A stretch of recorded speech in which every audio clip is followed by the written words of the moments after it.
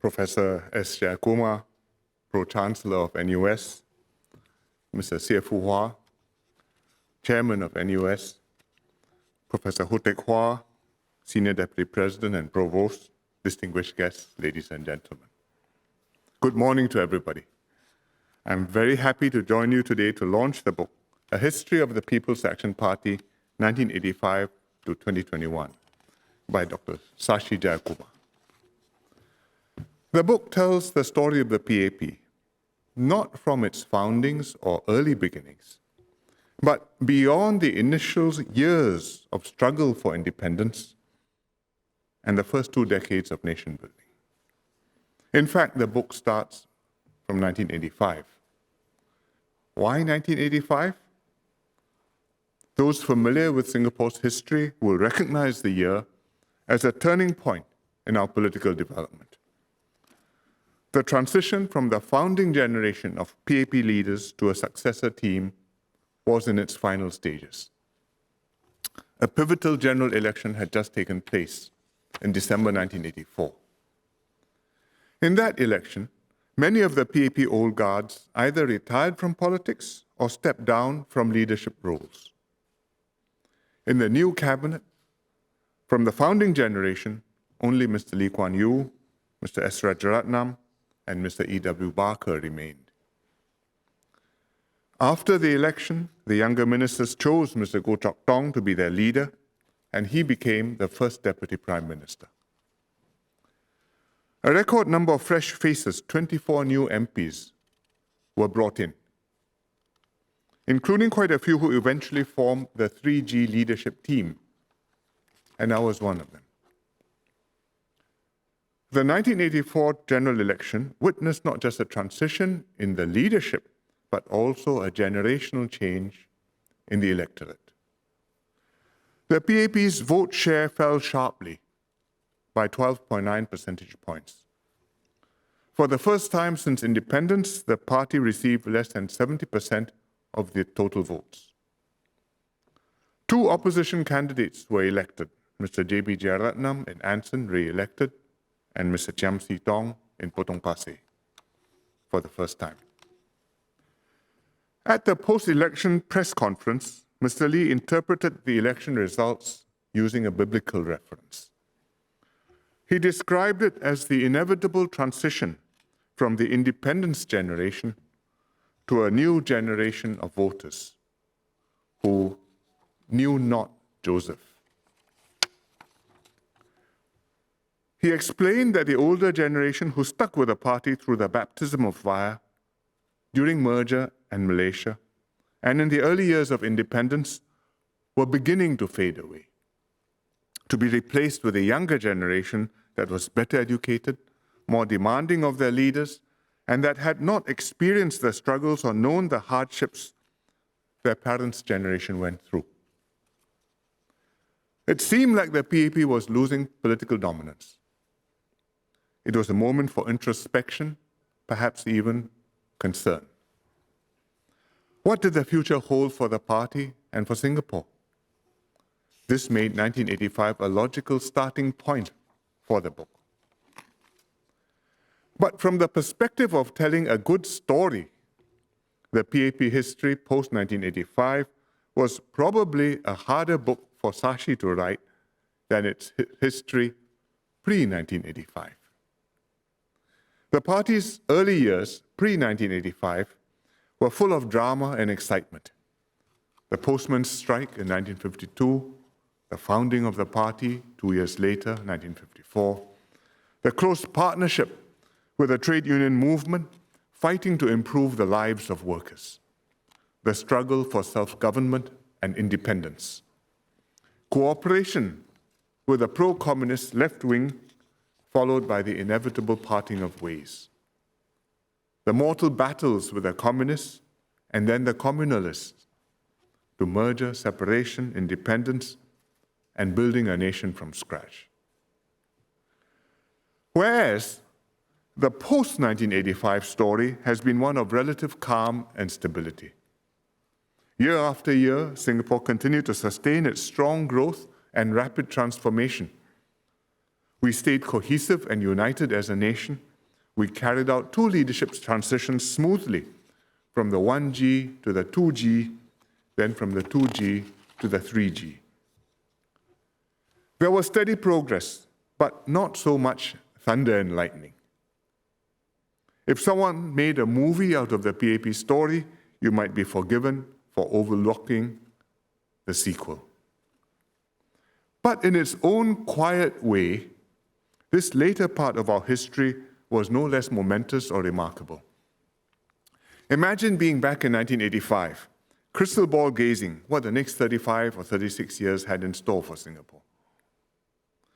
Many were anxious about the leadership succession, about more fractious politics, about significant changes to leadership direction and government. After all this had happened in many countries which came into being after the war, a decade or two earlier than us, like in India, Israel, or Korea, beyond their founding generations. Others even predicted the failure of the Singapore model. The party leadership themselves were quietly resolved to build on our solid foundations, renew themselves, and take the country forward. But even they could not confidently predict that for another 35 years, post-1985, the PAP would earn the strong support and trust from new generations of Singaporeans, keep itself vigorous and effective, dominate Singapore politics, provide Singapore with good and effective government, and take Singapore from the third world to the first and beyond. This has been a story of stability and progress, of evolution, not revolution, of patient building and improving, of ensuring that tomorrow will be better than today. Having lived through these decades, Singaporeans may not consider our stability, progress, and success astonishing. But in fact, this was hardly predicted, much less foreordained. Far from it. It didn't happen by itself, nor has it happened in very many other countries. And yet, it happened in Singapore. How did Singapore manage to achieve this? The PAP is an important part of the explanation. This is what makes the party's history from 1985 to 2021 a story well worth telling and understanding. Shashi's book explains how the PAP has sought to build a cohesive society in Singapore, build understanding and consensus across different groups, and improve the lives of Singaporeans across the board. It analyzes how the PAP government has reached out, engaged, and listened to the people, adapted policies to address Singaporeans' changing needs and to fulfill their rising expectations, work to deliver high standards of living, healthcare, education, and housing, created well-paying jobs and better futures, and sustained this performance year in and year out, in good times and bad. And in doing so, earned the trust and mandate of the people, and kept the virtuous spiral going another turn upwards. This book recounts how the PAP continuously transformed and renewed itself over the decades. It reorganized the party to strengthen its close ties to the people. It scouted, inducted, and groomed potential leaders with the right skills and values and with diverse experiences and perspectives, while staying true to its core values of honesty, incorruptibility, and competence. This book also brings us behind the scenes, where decisions were made, and it covers the internal debates within the party, the difficult choices and trade-offs, the reflections from our successes and failures. I must not give too much of the book away.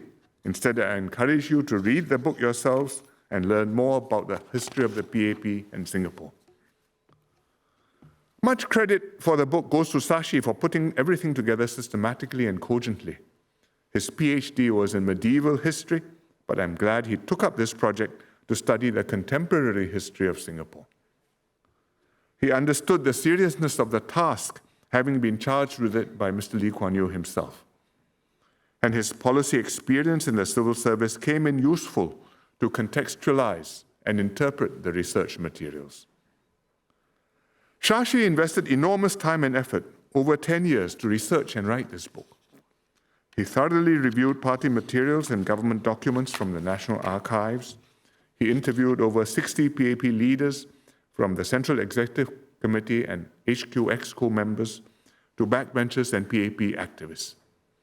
Shashi, a big thank you for chronicling the PAP journey and writing a history that befits the significance of the subject.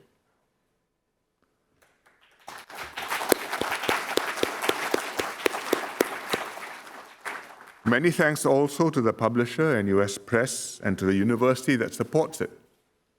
This is a scholarly tome that reflects credit on both.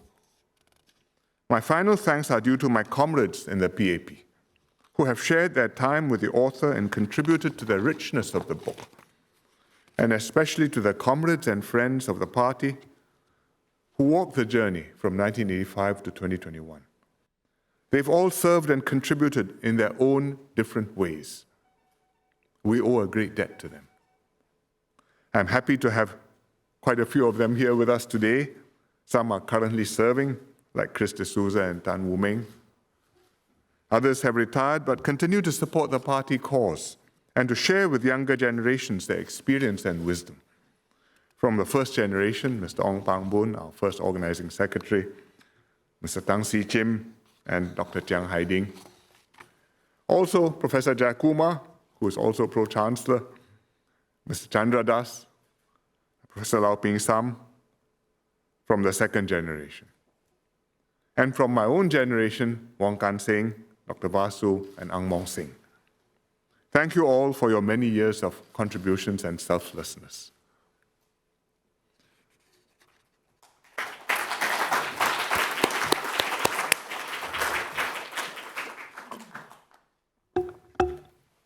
The book ends just after the 2020 general election, neatly taking us one full circle since 1985.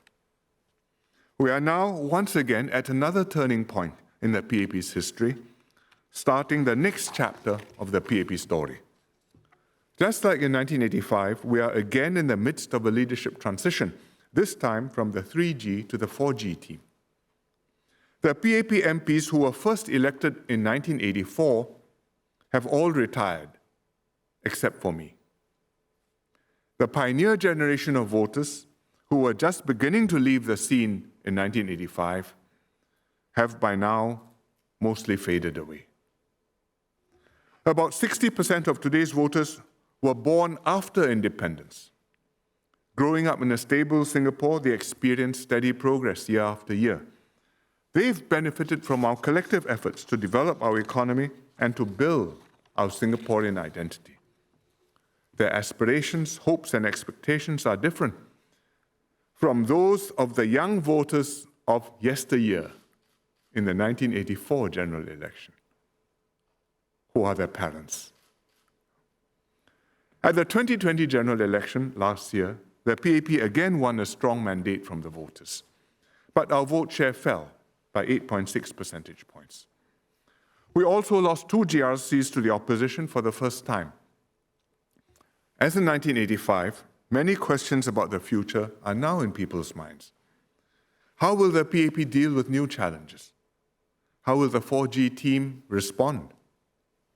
Do they have what it takes to overcome adversity and take Singapore forward?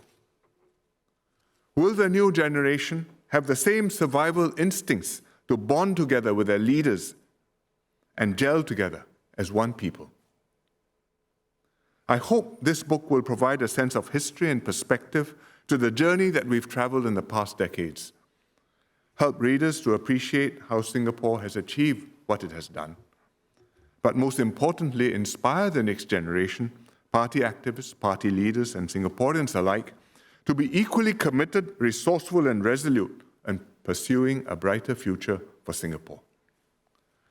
Just like in 1985, in 2021, no one can be sure what the future holds. The next 35 years will be quite different from the last, and we cannot simply take what's written in this book and transpose it into the future. Most fundamentally, our task is not to foretell the future, but to create it. The PAP continues to carry a heavy responsibility for Singapore's security, stability, and success. It must always work closely with Singaporeans to take the country forward, so that in 35 years' time, another historian writing another volume about the PAP will have as inspiring a story to tell of how the party continued to keep Singapore exceptional and successful through the decades. And whoever is launching that next book can do so with the same sense of pride and gratitude and thanksgiving as I have launching this book today. Congratulations again, Sashi. I wish your book every success. Thank you very much.